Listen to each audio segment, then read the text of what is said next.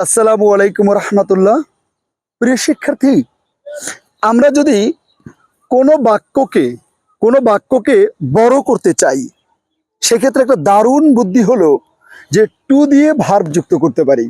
Two দিয়ে verb, যেমন আমাদের ভার্বের বাংলা কাজের শেষে তয়কারের তে উল্লেখ থাকবে, যেমন কিনতে, পড়তে, খেলতে, বুঝতে, শুনতে, হাসতে, ঘুরতে, ভালোবাসতে, চিন্তা করতে, সাঁতার কাটতে, দেখতে, সব কাজের শেষে তয়কারের তে থাকবে। সেই ক্ষেত্রে আমরা কি করব? টুর পরে ভার্বের প্রেজেন্ট ফর্ম দিব। যেমন কিনতে টু বাই, পড়তে টু রিড, লিখতে টু রাইট, বুঝতে টু আন্ডারস্ট্যান্ড, খেলতে টু প্লে, হাসতে টু লাফ, সাঁতার কাটতে টু সুইম, দেখতে to see, to look, to watch, উপভোগ করতে টু এনজয়। তবে দারুণ একটা কথা বলি, এই যে টুর পরে যে আমি ভার্ব ব্যবহার করব, আমি কিন্তু এই ভার্ব ব্যবহার করার পরে চেষ্টা করব ভার্বের পরে অতিরিক্ত কিছু অংশ ব্যবহার করতে। যেমন টু বাই, বাই মানে কি? কেনা। টু বাই কিনতে, তো দুনিয়ার যা কিনি সব এবার বলতে থাকি।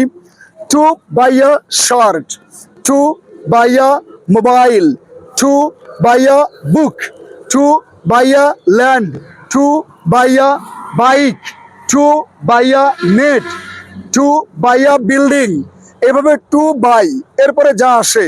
এবার টু রিড দিয়ে একই পদ্ধতিতে to read a novel, to read a book, to read a paragraph, to read an essay, to read an composition. To believe মানে বিশ্বাস করতে, তাহলে কি হবে? To believe me, to believe him, to believe doctor Yunus, to believe your parents, to believe your father, to believe your mother, to believe the government. তাহলে আমরা দারুণ একটা নিয়ম শিখলাম যে আমরা টুর পরে কি যুক্ত করব? টুর পরে ভার্বের প্রেজেন্ট ফর্ম যুক্ত করব। টুর পরে ভার্বের প্রেজেন্ট ফর্ম যুক্ত করে আমরা বাক্যাংশ তৈরি করব, এবং আমার বাক্যের পরে টু প্লাস এই ভার্ব, এটা আমরা ব্যবহার করতে থাকব। আমি দারুণ একটা উদাহরণ দেখাই। I go to the market, আমি বাজারে যাই। এখন আমি বাজারে যাই কেন?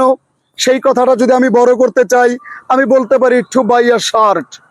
I go to the market to buy a shirt. I go to the market to buy a dress. I go to the market to buy a book. I go to the market to buy something. তার মানে হলো আমি একটা বাক্য বানাবো, টুর পরে verb দিব। এইভাবে যদি প্রচেষ্টা করতে থাকি, তাহলে আমি বিশ্বাস করি ইংরেজি ঘরের দরজায় টাক টাক করে কড়া নেড়ে বলবে, ও বন্ধু আমি এসেছি, আমায় তুমি গ্রহণ করো ইনশাল্লাহ। তাহলে সবাই মিলে টুর পরে একটা করে ভার্ব দিয়ে দিয়ে প্র্যাকটিস করতে থাকবো ইনশাল্লাহ। আসসালামু আলাইকুম রহমতুল্লাহ।